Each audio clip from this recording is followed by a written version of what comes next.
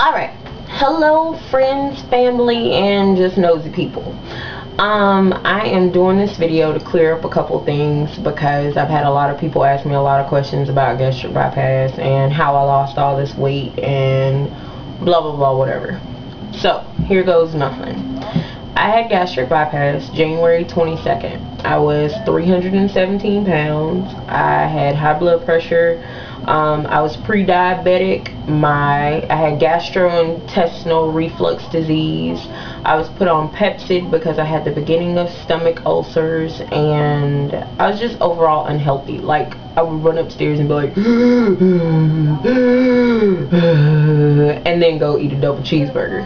I mean, kind of pointless, but whatever.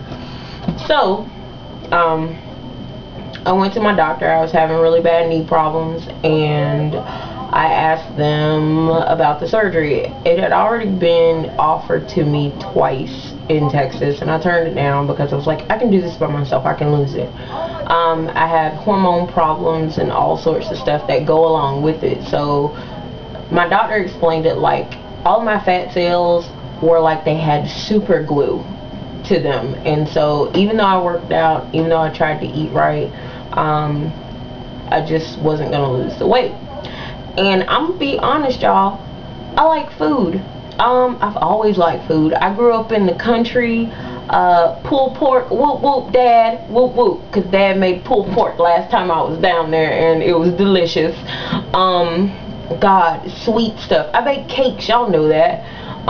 Kool-Aid, God, just sugary, crazy stuff that really is not good for you, but everybody indulges in it because it's there and it's cheap and it's affordable. So had the surgery in January. Fast forward, went through all these tests, had the surgery in January, and it was life-changing.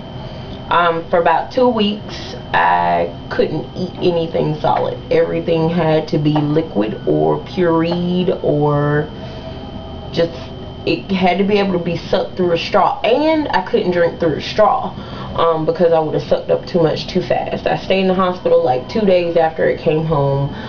Danielle and Anna and the whole Grove crew know all the trash that went on during that week. I was horrible and upset because I couldn't eat, and you don't know how much your life really revolves around eating until you get that capability taken away from you.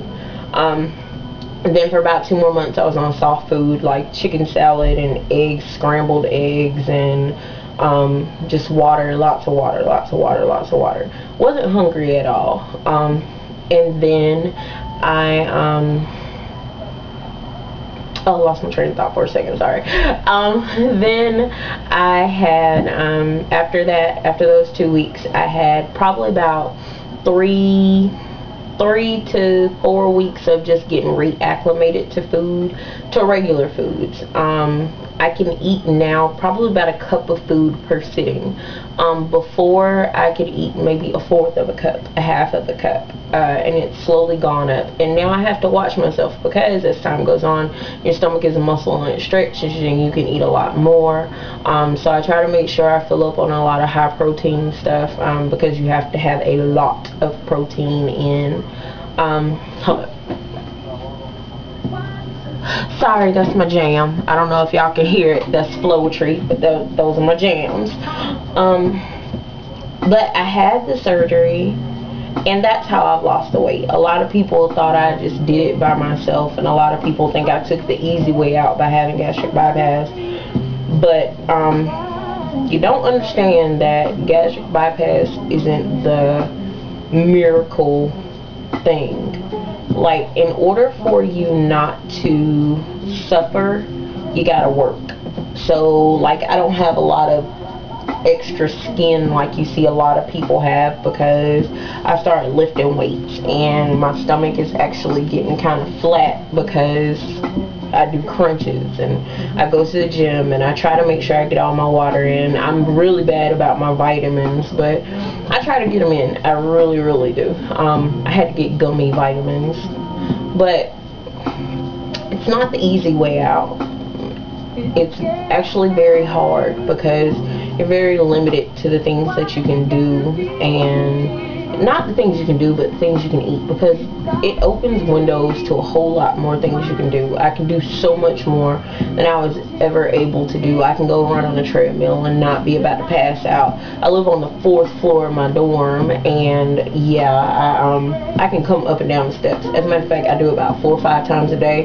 And going to school at Western, you hike everywhere unless you have a bike. And if you have a bike, you're freaking crazy going up and down these hills. But I just want to let everybody know, I have finally hit a milestone. I'm at 83 pounds lost.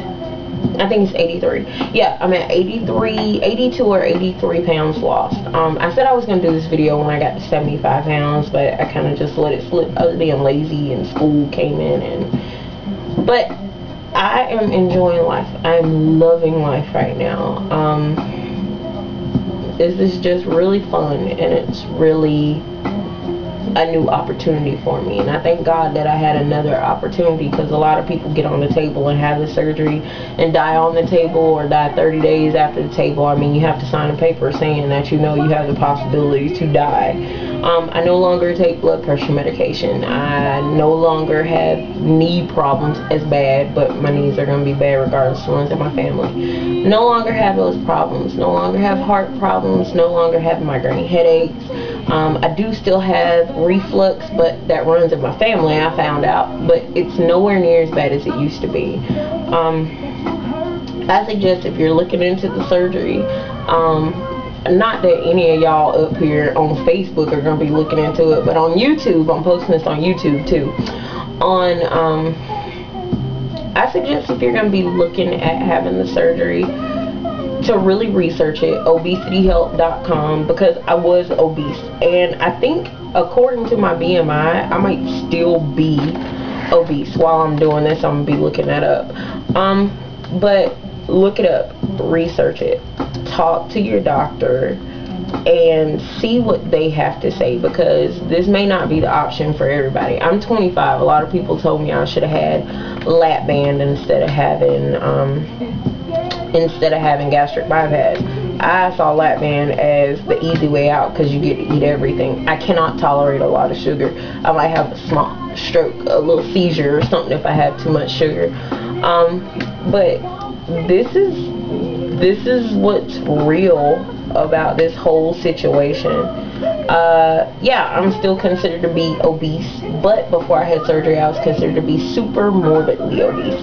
Now I'm just obese. I have a BMI of 37, and it was at close to 50. I was like 49.6. So to have that many BMI points drop is pretty good. Overweight is considered 25 to 29. So if I get down to my doctor's goal weight of me being 202 pounds, I will be at, if I get down to my doctor's goal weight of 200 pounds, I will be 31.3 in my BMI points, which means I'll still be obese, but I'll be on that line of being overweight. Overweight is like 29.9. So that's about it. I really don't have too much else to say, except you guys be healthy, take care of yourselves, enjoy life, enjoy family, enjoy your friends, do things that you thought you couldn't do, because there's a whole lot of life out there to be lived. And I love y'all. Mwah.